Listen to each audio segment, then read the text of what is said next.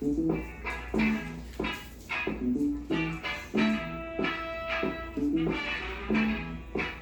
everybody, it's your favorite New Orleanian with you again today, and happy Friday! Everybody, it is a Friday, so today we're going to do some way interesting and off-the-charts type stuff today. I hope you guys are ready for what we got coming out here. Today's menu, tonight, we're doing ahi tuna steaks. We're going to marinate in a beautiful marinade, ladies and gentlemen.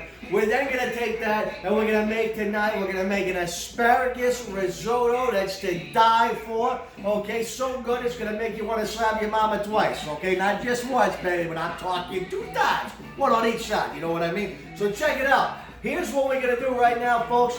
Once again, I want to give a very big thank you to everyone who has responded throughout the day, who's texted me about recipes, who's gone on the Facebook page. The YouTube stuff is going up. Take a look right here. Here it is, right here. This is where you can find me. Josh_Hunt84 on Twitter. Them's Good Groceries on YouTube. NoahMan84 on Instagram. And Josh Good Groceries Hunt on Facebook. So, make sure you follow us, like the page, whatever you got to do. I'm not too real big on how to do all that stuff, but make sure that you subscribe to the YouTube page. We got plenty more recipes and plenty more stuff coming at you. And again, a very big thank you to all of you who have shared, who have liked, who have commented, and who have subscribed. I do genuinely love you from the bottom of my heart, and it means a lot to me. With that being said, we are going to get cooking. That's right, it is time for us to get cooking today. So again, quarantine cooking with Josh. We're stuck at home. As you can see, quarantine hasn't gotten to me at all. I don't know what makes you think it would have, but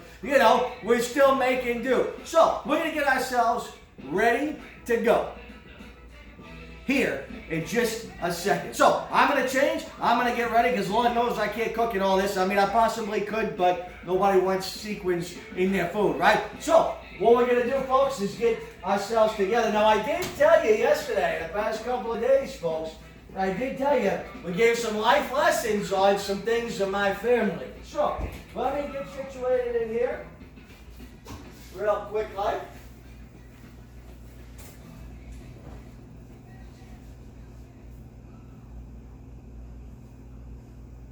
Okay, so it's time for us to get cooking, baby. But first, I've told you guys some embarrassing stories about some of my family members, and I've gotten a phone call every night so far that had something. I've been kicked off the Christmas list. I've been kicked off the wish list. I've been kicked off of the graduation list. The only list I made it to was the list. You know what I'm talking about. I made it to the top of that list. So today I decided, folks, that I was going to tell an embarrassing story about myself. So this is a kid, a good old pledge, right? So there was once upon a time when my dear father told me, he said, Josh, I need you to clean the house. So I thought to myself, how in the world could you possibly clean the house? I said to myself, Self, how are we going to do this? And Self gave me the brilliant idea. We had hardwood oak floors in the house, okay? So I decided, me and Self, that we were going to pledge every step. That's right, and we did. And here I am thinking I've done this wonderful thing, and look, they look great. I could see myself in them. They were shining. They were beautiful. These things were gorgeous. Something off a, HD TV kind of deal. Well, then my dear sister in her socks goes to walk down the stairs, and you can imagine that first step, and she rolled the rest of the way down. She is okay. Everything is okay. The steps are probably still shining today. This is 14, 15 years ago. But remember, folks, today's health tip throughout the coronavirus, don't pledge your steps. Pledge hardwood floors or steps and socks. They make it go boom. Fall down, go boom. Okay, so that being said, that is my pro tip of the day. So what is the first thing that we're going to do, folks? We're going to wash our hands. That's right. Of course, we're going to wash our hands, folks. Very, very important to get that done. I hope social distancing is going well for everybody. I hope we're all staying apart from one another. Social distancing on my end has been great. I have to tell you, I've got a lot of time with the fur children, a lot of time to sit at home. It's been wonderful. I also discovered Alana. She's pretty nice while I've been here. So those are the things that happen when you self-quarantine. So What we're going to do now, ladies and gentlemen, is get started. We washed our hands. Don't forget to say that prayer while you're washing your hands. We can change the world. All right. So we're going to get started today. And the first thing that we're going to get started with is I'm going to show you how to make a little marinade, okay? So the marinade that we're going to make, this is a very, very simple marinade, okay? It's not very complicated or anything like that. But we want to marinate our ahi tuna steaks, right, before we actually cook them. So what we're going to do is we're going to take a quarter cup of orange juice, all right? And we're going to take a quarter cup of soy sauce, okay?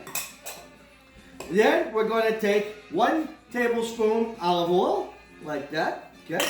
Then we're going to take some fresh oregano. This is oregano from my garden outside. So we're going to take just about a tablespoon, okay? You're going to mix that up. And of course, as always, I'll post the recipes to these dishes on the Facebook and the social media sites, so that way you can follow the recipes along at home. I got great compliments on the eggs so far. Fantastic. it really does make my heart happy, folks, that I am able to share with you some recipes. So we're going to put the oregano in there, all right? Now we're going to take, this is 1 teaspoon of fresh, coarsely ground black pepper. We're going to put that in there, all right? And then, folks, what we're going to do, we're going to get our old whisk, okay? And we're going to whisk that together, okay? And the last part of that, of course, don't forget our handy-dandy grater, very important. We're going to take our clove and garlic, right? We're going to give that a little, I'm going in a circular motion here, okay? You can see, and you can feel, by the way, you can feel the juices coming out of this. So you're actually getting the garlic, and you're going to get the juices out of it. You kind of see how it does that, and it gives you that nice juice effect, okay? So we're going to take that and mix that together. Don't forget, a little damp, okay? Brush, and then we're just going to brush that garlic all the way together like that. Down in there, we're going to go ahead and drop it on into the plate and just kind of push it on down there with the brush. Get all of it in there, very important. Check around the back side there and give it a good little wipe, and we'll get all that garlic in there, okay? All right, so then we're going to blend all that together, okay? And of course, this is TV time, so I had to figure out how to do this. So what I recommend, ladies and gentlemen, is a gallon-sized Ziploc bag, okay? You'll notice I got my ahi steaks already in here. Take a look, okay? They're already in there. They've been marinating now for about 15, 20 minutes, okay? You want to go through this process for roughly about 30 minutes, okay? If you can get some longer time in there, then you can, but you're going to get them in there, just kind of let it go along. And I'm going to go ahead and add this little here to it, okay? So we'll just add a little more. You just dump it on in the bag like that. Take it, make sure your bag is closed, because your bag is not closed. Then when you go to do this next part here, the little shaky little action you're going to have marinate all over your face and in your nose and all that. So, and nobody wants that, right? So you're going to take it, give it a little shake up like that, a little 1, 2, 1, Shake it up a little bit. Shake, shake, shake. Whole lot of shaking going on. Well, Jerry, a little shout out there.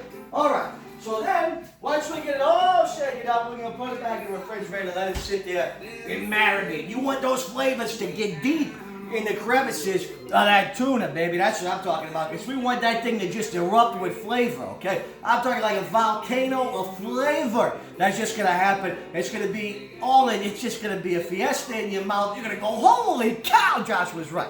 All right. So, then we're going to take that and move that out of the way. So, the next step, folks, is going to be our risotto, okay? So the first thing that we're going to do with our risotto is you want to get you a pot of water, okay? Get that pot of water getting nice and boiling. We're going to give it about 2 or 3 clicks here. All right, a little salt in there, okay? What we're about to do, ladies and gentlemen, is called blanching. That's right. What we're going to do is blanch or par cook our asparagus. So what I've learned is you just leave that rubber band on there like that, okay? You want to make sure it makes it easier to hold everything together, Keeps everything together, just like that. So you want to make sure that you do that. Hold everything in place. And I'm going to come up to what I see to be, you kind of see here, okay, folks, at the bottom, and how it is here is when the asparagus comes out of the ground and it's all processed. So what I'm going to do is I'm going to take to about here, okay? And you want to make sure you get all of that white stuff, just any bad parts on there, okay, you want to get them out of the way. So what we're looking for is you see that nice crisp area there, right? So then what we're going to do before we do this, because Part of this is going to go into the risotto. Well, all of it's going to go in the risotto, but we're going to do it in two parts. So what we're going to do now is we're going to take our asparagus into a hot boiling water. We're going to drop, boom, just like that. We're going to drop it in there, and we're going to just let them go for about 45 seconds to a minute. And while that's going in there, in that boiling water, what we're going to do next, folks, is I'm going to take some ice, okay? And we're going to make ourselves a little ice bath, okay? So I'm going to take some ice and some cold water. So why are we going to put the asparagus from the hot boiling water into the ice bath? Great question. I'm so glad you asked. So here's what it slows and stops the cooking process, because we don't want to overcook the asparagus. So we're going to get that going, because remember, we're going to do some other things with it. We're going to make a puree in a little while. We're going to put it into the risotto here in a little bit, okay? So we're going to get that going, get that nice ice bath going, shock the asparagus, stop the cooking process. They're going to look at you and go, whoa, what's going on? We're going to go, it's going to be okay. So all of that's going to happen here in a moment. So we're going to get our ice bath going, okay? And then what I like to do is you can use a slotted spoon, okay?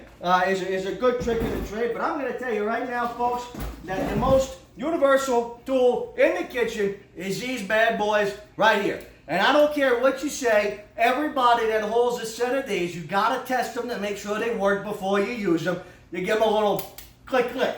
Everybody does it. You're going to notice it from now on. You'll be like, Josh said that, and he was right. So now what we're going to do, we got them going in here, okay? So we just blanched them just a little bit. I'm going to let them go for about 20 seconds more here, okay? We're not fully cooking the asparagus. That's not what we're trying to do, okay? Again, we're just going to part cook them. While we're part cooking them over there, all right, I'm going to get some stock going, about 5½ cups of chicken stock on my back burner, okay? So this is important. You want to keep your chicken stock hot, because that's going to go into our risotto when we bring this whole beautiful thing together here, okay? So we're going to get our pan going here, okay? Just a regular pan you want to use to get that risotto cooking. All right, so now I'm going to take these asparagus right on out of here, right? They've been cooking for about 30 seconds. Can I get a time? 30, 45 seconds?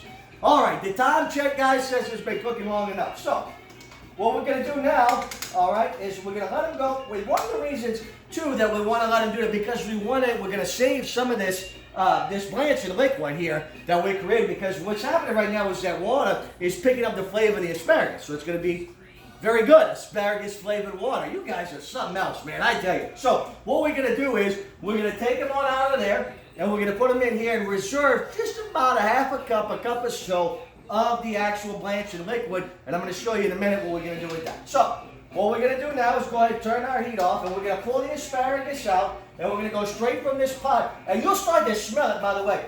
You'll start to get that asparagus smell, right?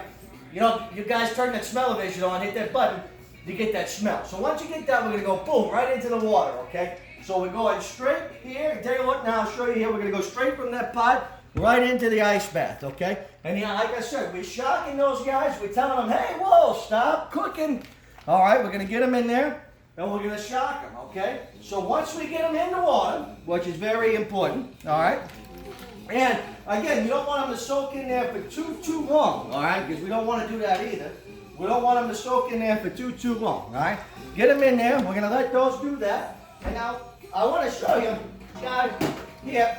I'm going to save all the water, but we're only going to use about a cup and a half. But I want to show you right here, okay? We're going to take the water, okay? And I'm going to pour it in here. And I want you to notice that green color to the water, okay? That's what I was talking about that juice and everything coming out, all right? Coming out of the asparagus. Now, you can do a lot of things with this, okay? If you're going to make a pasta out of it, drain your asparagus, blanch them, take your pasta, put it in, cook it in the same water. Your pasta will then absorb that asparagus flavor, and it'll add a little extra flavor to the dish, right? And what's it all about? It's all about flavor. I don't care what anybody tells you. It's got to taste good, all right? So once we do that, right, we got our asparagus kind of hanging out over there. Then we've already blanched them. So then we're going to take them. We're going to drain all that water and ice out of them, just like that, okay? And we're going to take them there, okay? And they should be, you know, they should be a little stiff, okay? They don't need to be very, very, very stiff, but you want them to be a little stiff, all right? We're going to take them out, all right on out of there like that, okay? We'll get all this out of the way now. All right. So then the next step in the process here, folks, the next step that we're going to do, we're not going to break anything. Well, we might. But the next step in the process is we're going to take our asparagus now, our blanched asparagus, and what we want to do here, folks, okay, is we want to take, and we're going to go ahead and just, if you take a look right here, okay, I'm going to cut just the heads off, just like that, okay? That's all we want right now are going to be the heads, okay? So I'm going to go ahead and do that to the asparagus here, and we're going to do something with these tails over here too, the back ends here, okay? But right now, what we're going to do, let me go ahead and get these out here so we can move this over here and that over there. I tell you, man, I need a bigger kitchen. All right. So what we're going to do is we're going to just save the tips for now because the tips are aesthetically pleasing, right? So they're going to look real nice when we get to the plating part. And remember, folks, with cooking, it's got to look good, it's got to taste good, and it's got to taste like what you tell me it is, okay? It's kind of like buying a car. So it's the same thing when it comes down. Don't give me asparagus risotto when it ends up tasting like seafood risotto, okay? Even though it may be delicious, that's not what we're going for. So we're going to go ahead and I'm going to continue to cut these tips off of here, off of these asparagus. Right around just the head parts, like I said. And we're going to use these over here. Let me get them all together here. So the reason we're going to do that is because what we're going to do, folks, is we're going to use these ends of the asparagus, okay? We're going to use the ends of the asparagus here, and that is what we're going to make our puree out of, okay? And I'm going to show you here in 2 seconds how we're going to do that. So remember our water over here, okay? And we got our asparagus ends. Okay, so now we're in a good situation. Let me rinse out a bowl here. I tell you, I need more hands in the kitchen. I don't have enough hands to do everything that we need to get done, but we're going to make it happen. I promise we're going to make it happen. All right. So now what we're going to do is, so take a look here. You got, this is the back ends of the asparagus, all right? These are the front ends of the asparagus. So what we're going to do is we're going to hold on to these guys, right? Put that off to the side. Leave it there for now. All right. Now we're going to come back to these guys. So now what we're going to do, what I like to do, is just split the tips. Just whoop, give them a little split like that, okay? To where you got just this right down the middle. Watch your fingers, ladies and gentlemen, when you're doing this. Please don't cut your fingers.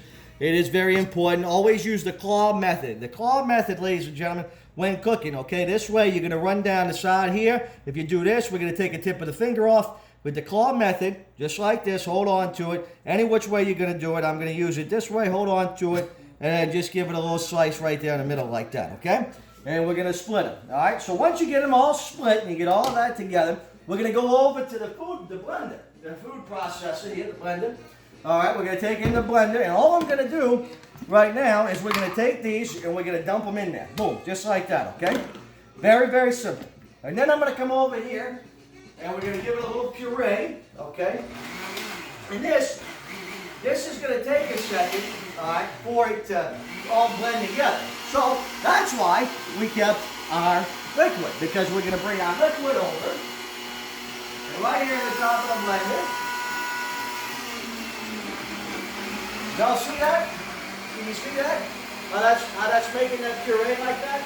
That's gonna be our puree, which we're gonna use in our risotto. So that's why you want to retain this. And we don't need a whole lot of it. You know, we're not looking here for really a real liquefied or too liquidy, okay? But we're all looking for a real nice, kind of puree like that, okay? Now we got our asparagus puree. So that is going to be another essential part of risotto. So we've been talking a lot about this doggone risotto, right? So let's get right to it. So the first thing we're going to need for our risotto, folks, is your Rubio rice, okay? This is an Italian rice. It's a Rubio rice. What I'm going to do here, you got your rice. Then we got about a half an onion, 1/2 onion, cut up very simply. Then we're going to have here, what's the most important thing? That's right. What we got here is a little wine, okay? We got a little white wine, a little dry white wine. We got the juice from half a lemon, 1/2 of a lemon. We got about 2 tablespoons here of olive oil and a little black pepper. Our asparagus tips are puree, right? So for those of you who don't know, we call this in culinary mise en place, okay? This is all mise en place. You got everything you need before you get started. Why is that important? Well, because sometimes your kitchen, your range, or your stove is on one side, and then you got to go all the way to the other side. If you're anything like me, you're going to burn whatever the heck's on the stove by the time you get finished talking to the 4 people you're going to talk to between the stove and the refrigerator. So that's why we mise en place and keep everything together. Or at least it's what I do. So what we're going to do, folks, we've been getting our pan warm over here, all right?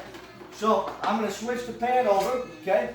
Right about medium heat, all right? That's what we're shooting for. Again, you don't want to scorch anything, all right? But I'm going to bring our chicken stock, all right, over here as well. So this is about 5.5 cups again. Take a look. And just get 5.5 cups of chicken stock, all right? So we're going to put that over here. You want this to stay warm. Don't let this get cold because we're going to add warm to warm. You don't want to add cold to warm. You know what I mean? That doesn't go together. You know, that's like LSU and OU. They just don't go together. So what we're going to do now is, I got to be careful not to upset the camera woman. All right. So what we're going to do now is we're going to take our olive oil, all right, and we're going to kind of put that in the pan. And you want to coat your pan, okay? Coat your pan with the olive oil. All right, you'll notice as soon as olive oil hits that warm pan, won't take long at all, okay? So we're going to get that going, and then we're going to take our onion again, okay? Right in there with that onion. Boom, just like that, okay? Make sure you get all of it out of there. Very important to get all of that out of there, okay? Then we're going to take and stir that around, all right? Give it a good little twist. With onions, folks, you're looking for translucent, all right? We want to kind of be able to see through the onion a little bit, all right? We're going to give that a good little stir, all right? And you can kind of just flip it up a little bit every now and again, but don't overdo it. You don't want to burn them. We're not trying to caramelize them.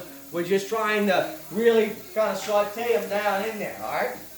So while that's sauteing down, take a good look again, all right? Spread them out. Even surface area cooking here, okay? Very important. Get everything nice and even around. You put it all in the middle, it's going to cook all in the middle. Spread it out all over the pan. Equal surface area when we're actually doing the cooking, all right? So we're going to get that going. Then we're going to add the onion in there. And don't forget, we got our puree, okay? But the very next step is going to be the wine, all right? So again, we're going to take, this is just about 3/4 cup of dry white wine, okay? I love cooking with wine. Sometimes I even put it in my food. Aye. All right. So we're going to get going and just try to get that. And you'll start to notice you were looking for clear. All right, again, we were looking for clear. I'm not trying to get these doggone things caramelized or anything like that. So then, once we get them going, we'll give them a couple of stirs. We're going to keep our stock going over there. Get a ladle for that, okay?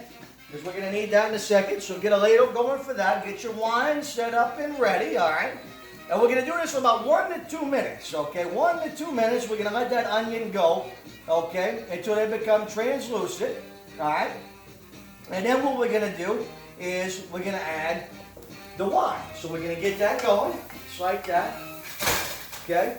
And then we're going to get our Rubio rice back over here. And I wanted to show you guys, by the way, just kind of so you can see, because, you know, I'm from New Orleans.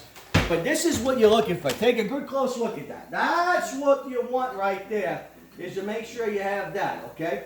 And the reason is, the reason that we want to do that is because any other rice, there's a lot of recipes out there, cheating, shortcut, gun deck, and all this stuff. I'm telling you, folks, listen to me, trust me, if I tell you it's going to rain quarters, go get a bucket, ladies and gentlemen, of Rubio rice. That's what you want right there, okay? All right, so we're going to get this going, all right? We're going to take a look about a minute or two on those onions. You'll start to smell them. They'll start to become very, aromatic? You know, aromatic.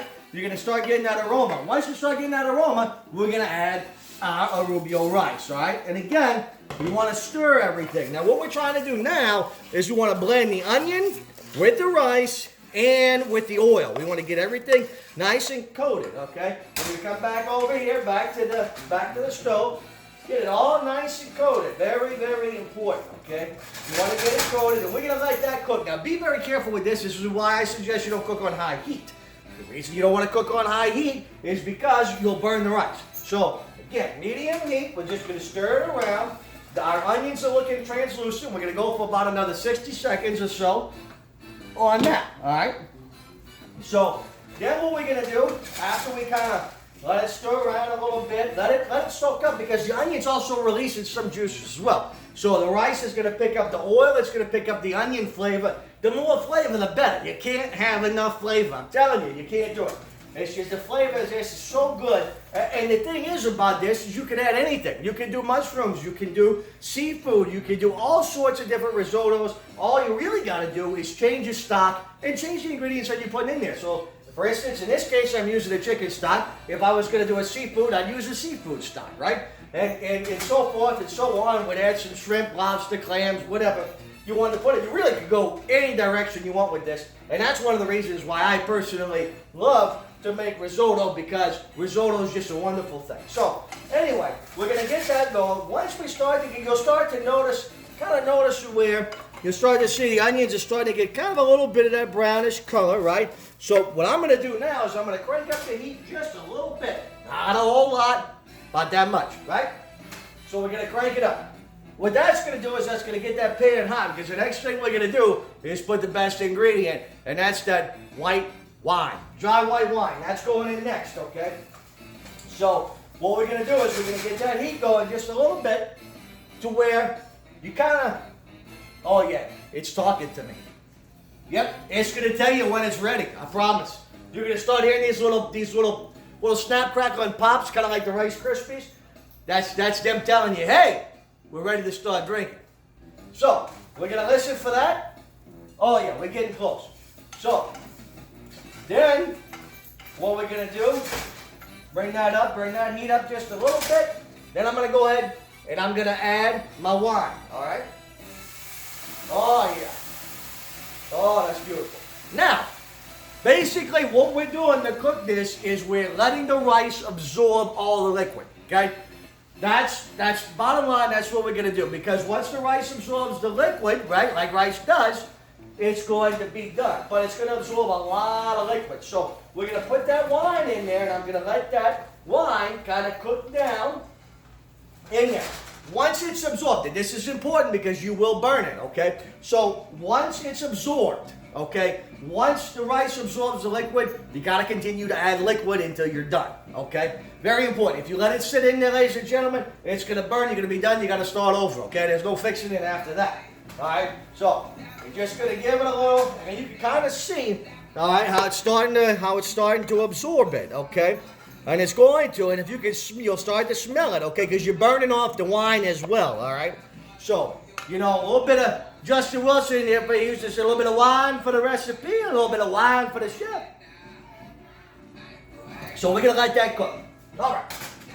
So, while that's doing its thing, okay, it's like that. It's just about absorbed at this point, all right? So I just want you to take one more look real quick. It's very important that you do that because you don't want to burn anything, okay? You don't want to do that. So then what we're going to do now is I'm going to add, okay, about a ladle, roughly about a ladle of that hot chicken stock. We're going to add that to it, okay? Actually, I'm going to do about 2 ladles, all right? You're looking for about a half a cup, okay? Now, you'll notice again, now we're floating. Everything's floating in that stock, right? So we're going to keep stirring it, and we're going to repeat the process. So it's going to soak up the chicken stock. Once it does that, we're going to add some more till we get all 5.5 cups in there, okay? That's going to take us a little bit of time. So here's what we're going to do. We're going to pause for 10 seconds, a little longer than that, for station identification on Cooking with Josh. Don't go anywhere. Don't touch that dial, folks. We're going to be back right after this.